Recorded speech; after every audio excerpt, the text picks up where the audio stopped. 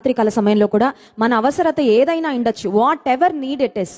ఒకవేళ అది ఎవరికి చెప్పుకోలేని అవసరత ఉండొచ్చు. చూడండి, కొన్నిసార్లు మనకి కొన్ని ఇబ్బందికరమైన పరిస్థితులు వచ్చినప్పుడు ఎవరైనా వెళ్ళి సహాయం అడగడానికి మనం చిన్న చూపుగా భావిస్తుంటాం.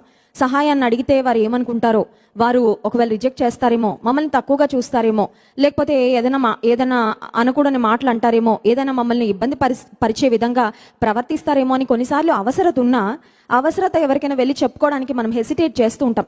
కొన్నిసార్లు అవసరత ఉన్నప్పుడు సహాయం కొరకు ఎవరైనా అడిగినప్పటికీ వారు చేస్తారు అనే కంప్లీట్ భరోసా, నమ్మకం అయితే మనకు ఉండదు. జస్ట్ ఒక ప్రయత్నం చేద్దాము, సహాయం దొరుకుతుందేమో అని కొన్నిసార్లు మనం మనుషుల దగ్గరకు వెళ్ళి, లేకపోతే ఏదైనా ఆఫీసెస్కు వెళ్ళి అధికారులను కలుసుకున్నప్పుడు మనవంతు మనం ప్రయత్నం చేస్తూ ఉంటాం. కానీ దేవుని వైపుకు కన్నులెత్తిన ఏ ఒక్కరికి కూడా సహాయము అందక మానదు. హల్లెలూయా. నువ్వు ధారాళంగా వెళ్ళొచ్చు, దేవుని దగ్గరికి ధైర్యంగా వెళ్ళొచ్చు, వితౌట్ ఎనీ హెసిటేషన్. ఏ విధమైన ఆలోచన లేకుండా, అనుమానం లేకుండా, మొకమాటం లేకుండా దేవుని వద్దకు వెళ్ళొచ్చు. కారణం ఏంటంటే, అత్యున్నతమైన సింహాసనమునందు ఆయన ఆసీనుడై ఉండి నాకు మొరపెట్టు, నేను నీకు ఉత్తరమిస్తాను అని వాగ్దానం చేశాడు.